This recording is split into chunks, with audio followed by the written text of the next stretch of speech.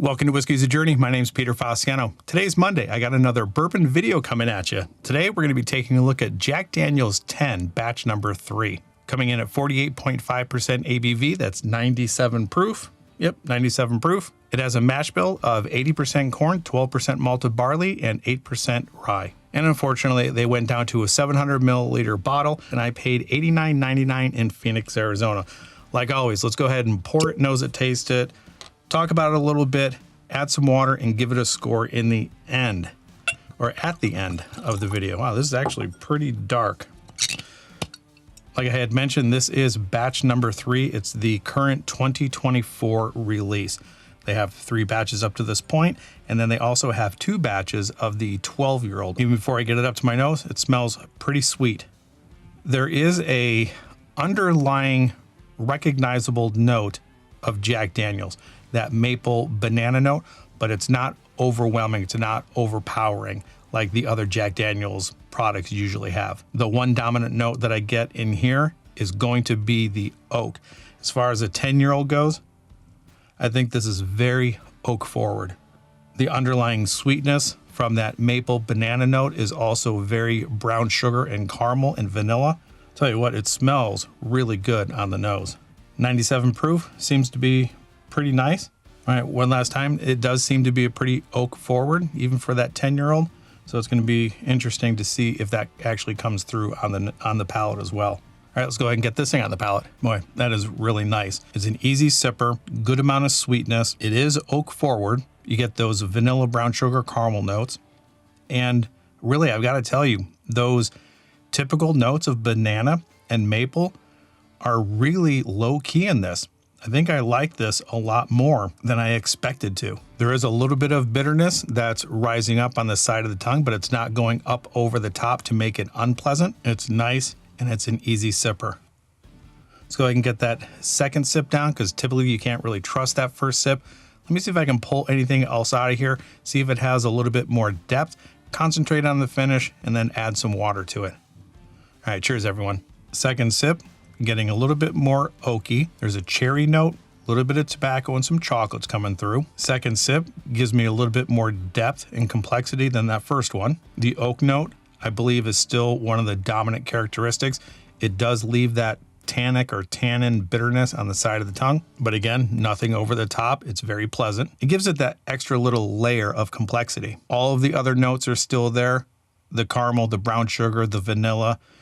That cherry note and tobacco and chocolate on that second sip elevates this a little bit more. I'm digging this quite a bit. I'm going to add a little bit of water to this, not a whole lot, just because I think the 97 proof might, just the water from the 97 proof might just drown it out just a little bit. But because I add water to everything that I taste in here, I thought I would give this one a shot as well. It has been my experience in the past that adding water to whiskey brings out a little bit of a spice note.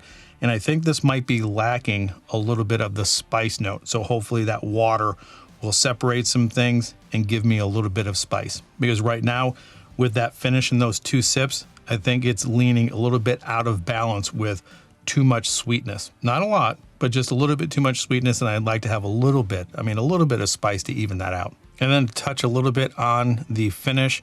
I would say this is a pretty short to medium finish. Nothing is really lingering as I'm speaking. So let's get into a little bit of the history of Jack Daniel's. I'm not going to spend a whole lot of time on the history. So for those of you who do not know, Jack Daniel's had their 10-year release in 2021. Up to this point, like I had already mentioned, they have done 3 releases. This is batch number 3. And alongside batch number 3, they also released batch 2 of their 12-year-old. And in 2023, they had their first release of the 12-year-old as well. And I think the 12-year-old release last year is thought to be better than the 12-year-old this year. And the 10-year-old is supposed to be better than the 12 from this year. I don't have anything to compare it to, so please let me know in the comments down below if you have had all 3 batches of the 10, which one's the best?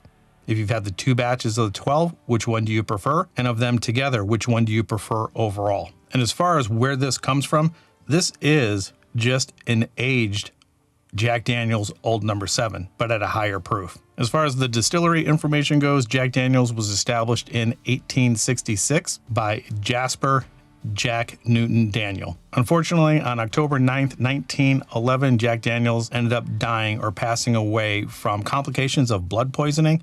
I think the story has it that he didn't know the combination of a safe that was in his office, and he ended up kicking the safe, broke his toe, and then a couple of years later ended up having blood poisoning and passed away from complications of that. He wasn't married, he didn't have any kids, so he ended up passing the distillery on to Lem Mutlow. He was in control until his death in 1947. He passed the distillery on to his sons. His sons didn't really hold on to the distillery much longer after that, and they ended up selling to Brown-Forman in 1956. And over the 150 years of this distillery, there have only been 8 master distillers. Current master distiller is Chris Fletcher. And I would be remiss if I did not mention there is an individual that is basically credited for the entire success of Jack Daniel. And that gentleman would be Nathan Nearest Green. He was an enslaved black man, and he was the first known American master distiller.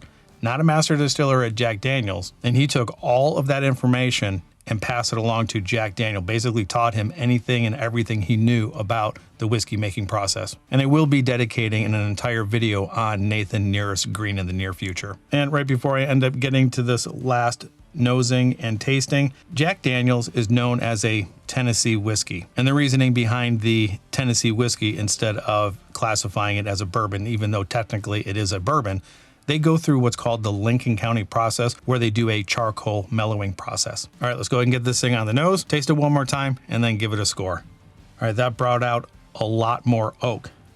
There's still a good amount of sweetness, but I do think this smells a little bit more spice forward, like it has a little bit of a cinnamon or a cooking spice, maybe ginger, allspice, anise, something around that realm. The cherry note is still there, tobacco and chocolate, all of that is there.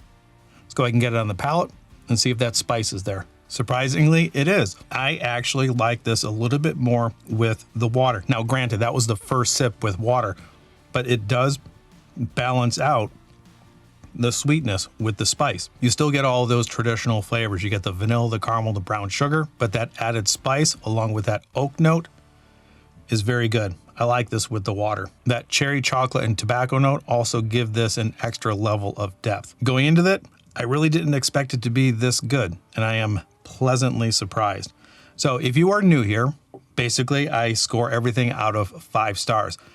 Because of the complexities or the little bit of depth that I get in this glass, the oak, the chocolate, the cherry, the vanilla, that subdued maple banana note that's typical in Jack Daniels, I'm gonna give this a 3.95. I could go as high as 4, but I think the price is a little bit high, and I think the availability would knock it down a little bit. If I were to take price and availability out of it, I think it would be a no-brainer. It would be a 4, but I need to take those into consideration. So 3.95 is where this is gonna land for me. Before I go, I want everyone to know I have my May and June giveaway happening at the moment. All you need to do is look into the description below for all of the rules. And that's all I have for you today. Wherever you're at in your journey, I hope you're enjoying it. And until the next time, talk to you later. Bye, everyone.